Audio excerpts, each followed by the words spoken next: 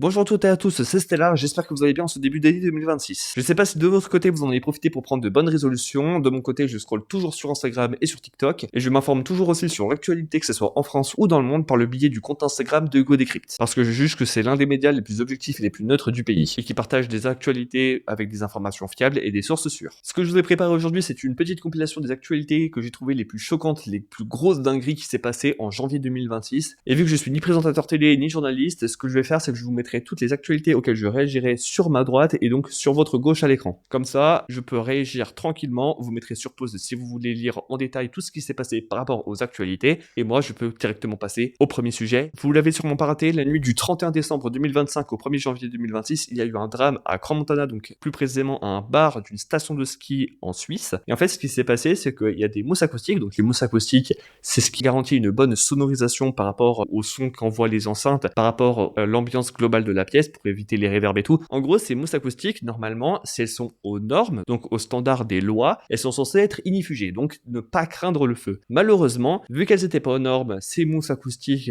ont par un quelconque moyen, je me souviens plus trop d'où est partie l'étincelle, donc le feu, et donc le feu s'est propagé par ces mousses acoustiques qui étaient donc plaquées au mur, a fait s'effondrer le toit du bar sur la clientèle, et donc il y a eu pas mal de victimes, notamment donc des morts et des blessés. Malgré le nombre de pompiers qui sont arrivés sur place le plus vite possible, d'ailleurs même les pompiers ont été hyper choqués de la situation, c'était le bazar total. Les pompiers ont fait un taf exceptionnel, tellement exceptionnel. Les pompiers ont été applaudis par pas mal de gens. Quelques jours plus tard, il y a aussi des skieurs qui ont formé un chœur sur les pistes de ski. Restons dans le thème de la neige et du froid, puisque au début du mois, il y avait 300 mineurs qui ont dormi dans les rues avec une température ressentie de moins 3 degrés. J'ai oublié de le préciser en début de vidéo, mais toutes les actualités auxquelles je réagirai ne seront pas dans une chronologie parfaite. J'ai essayé de classer les actualités par thème, parce que maintenant je vais parler de Trump. Et Trump, il a fait énormément de folie. Toutes les affaires sont entremêlées, c'est une folie ce gars, j'en peux plus déjà de l'entendre, de le voir chaque jour sur les publications de Godé, ça me casse les pieds. En gros, ce qu'il a fait, c'est qu'il a ordonné la capture du président vénézuélien. Depuis sa résidence en Floride, il a dit que c'était littéralement comme une émission à la télévision.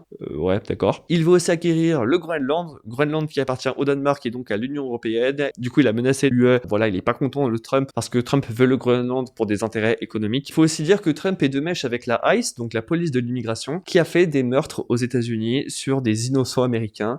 Voilà, je vous laisse lire encore une fois. C'est une totale dinguerie. J'en peux plus de ce gars. Il a annoncé créer le Conseil de la paix, soupçonné de vouloir concurrencer l'ONU. Tout pays qui souhaite y obtenir un siège permanent doit payer 1 milliard de dollars. D'ailleurs, vous vous souvenez, il y a quelques minutes, quand j'ai parlé du président vénézuélien Maduro qui a été capturé par Trump, eh ben, faut savoir que une politicienne du Venezuela lui a remis le prix Nobel de la paix. Voilà, j'ai pas les mots. La ICE va être présent aux prochains Jeux Olympiques d'hiver en Italie.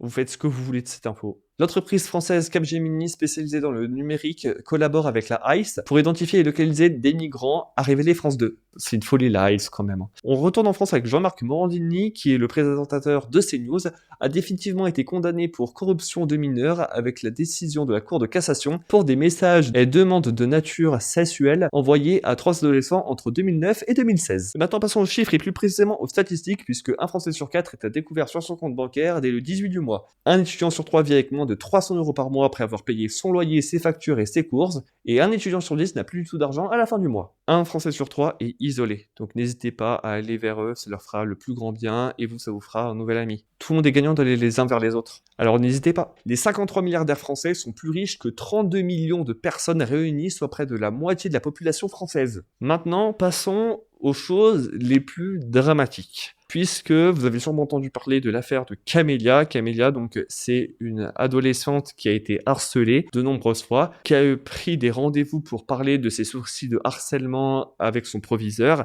Son proviseur qui en a aussi parlé avec les personnes qui harcelaient Camélia. Et au bout d'un moment, le directeur de l'école de Camélia lui a donné un dernier rendez-vous dans lequel il accuse Camélia de trop se victimiser. Résultat, Camélia a envoyé un dernier message à sa mère lui disant que c'était la meilleure maman du monde avant de mettre fin à ses jours sous les rails d'un train. La plateforme de jeux vidéo Roblox sera un repère de PE criminels. Des enfants ont été embrassés de force par d'autres enfants. 15% des élèves de CM1, CM2 déclarent avoir déjà été victimes de violences sexuelles en France, selon une enquête dévoilée par le gouvernement. 8% déclarent avoir même été embrassés de force. Et d'après le rapport, 15% des filles et 12% des garçons de CM1, CM2, donc âgés de 9 à 10 ans, rapportent avoir subi au moins une forme de violence sexuelle. Près d'une infirmière sur deux en France déclare avoir déjà été victime de violences sexistes et sexuelles au travail, et selon un nouveau rapport de l'Ordre national des infirmiers. C'est quand même grave qu'on en arrive là, quoi. C'est-à-dire le service public des gens de l'hôpital subissent ce genre de choses horribles. Et encore, regardez cette information de malade. Les violences verbales et comportements inappropriés d'animateurs du périscolaire envers des mineurs dans des écoles en France ont été dévoilés dans l'émission d'enquête de France 2, Cache Investigation. L'interdiction des réseaux sociaux aux moins de 15 ans vient d'être votée par les députés. Donc si vous avez moins de 15 ans, on pourra plus se voir après le 1er septembre 2026. Donc bonne continuation à vous en avance. Et si vous voulez que je parle de mon avis sur le sujet, à 10 likes, je le fais. 10 millions de Français de plus de 15 ans adhèrent à une forme de sexisme hostile selon le Haut Conseil de l'égalité. D'après le rapport, près de 39% estiment que le féminisme menace leur place dans la société. Alors, le féminisme extrémiste ici on parle, c'est-à-dire les femmes qui ne veulent plus voir d'hommes. C'est-à-dire, normalement le féminisme est censé apporter de l'égalité, que ce soit salariale ou même dans les conditions de travail ou même dans la vie de tous les jours, entre les hommes et les femmes. Ici on parle plutôt de féminisme extrémiste, donc les femmes qui, en gros, ne veulent plus voir d'hommes dans la société. 13% des automobilistes déclarent ne pas attacher leur ceinture systématiquement sur des courts trajets, et 21% des passagers en place arrière selon une étude de l'IFOP. Moi personnellement, je mets toujours ma ceinture, que ce soit moi qui conduise, que ce soit que je sois à l'arrière, etc. Je mets toujours ma ceinture. C'est un réflexe que j'ai développé grâce à mon éducation. Merci papa et maman. Un artiste lyonnais, donc c'est lui, me demandez pas de citer son nom, je n'arriverai pas à le faire, a remporté le Grammy Award du meilleur remix pour son remix du titre Abracadabra de Lady Gaga. Bravo à lui. François Ruffin, donc c'est un politicien, a déclaré qu'il serait le premier président payé au SMIC s'il était élu pour les élections présidentielles de 2027. Ça, c'est top. D'ailleurs, j'ai bien aimé son point de vue qu'il a partagé sur une interview que j'ai vue, où il a dit que l'exemple devait venir du haut, que ce soit de la politique, ou même que l'on parle des conditions de vie, ou ceux qui gagnent plus ou moins bien de revenus. Donc l'exemple doit partir du haut et doit ruisseler sur le bas de la société. J'ai adoré l'image. L'impact du plastique pourrait doubler le nombre d'années de vie perdues d'ici 2040 selon une étude publiée par la revue scientifique The Lancet. Ça pareil, il faut qu'on arrête tout ce qui est le plastique, le verre et le métal sont de vachement meilleures alternatives. Donc les startups, on compte sur vous. Une équipe de chercheurs espagnols est parvenue à éliminer totalement des tumeurs du cancer du pancréas chez des souris sans effet secondaire. Donc ça, c'est une avancée majeure dans l'histoire de la science. Je le dis vraiment, c'est incroyable, puisque le cancer du pancréas, c'est le cancer le plus hardcore que l'on peut attraper. D'ailleurs, petite information un peu dégueulasse par rapport à ça, mais le chef de cette équipe scientifique, quand il a présenté ça sur une vidéo qu'il a ensuite publiée sur les réseaux sociaux, en fait, ce scientifique avait une tache au visage,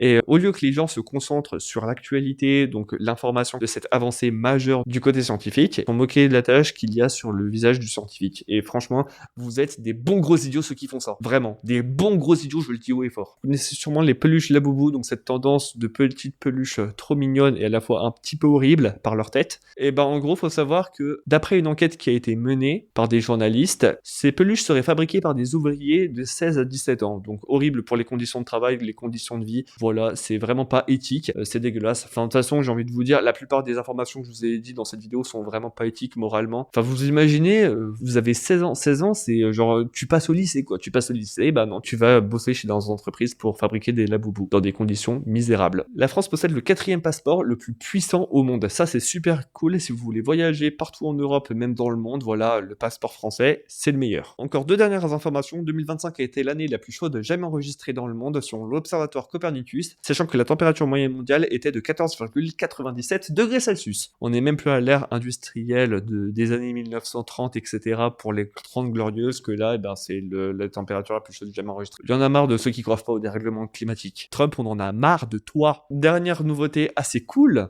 les émissions de gaz à effet de serre du secteur aérien pourraient être réduites de moitié sans diminuer le nombre de passagers selon une nouvelle étude de l'université d'Oxford. Et ça, c'est super cool.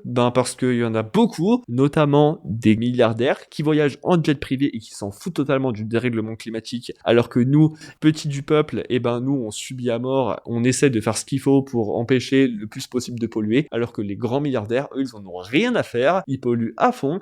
Faut savoir que Bernard Arnault, donc le patron de LVMH, il avait, je crois, dépassé la quantité d'effets de serre émis par une personne en un an, et lui, il a dépassé ce quota à minuit 42, le 1er janvier 2026. C'est une dinguerie, vas-y, je parle même plus. En tout cas, j'espère que cette vidéo vous a plu. Si c'est le cas, n'hésitez surtout pas à liker, commenter, partager et à vous abonner avec la cloche de notification. C'était Stellar, à la prochaine, à plus!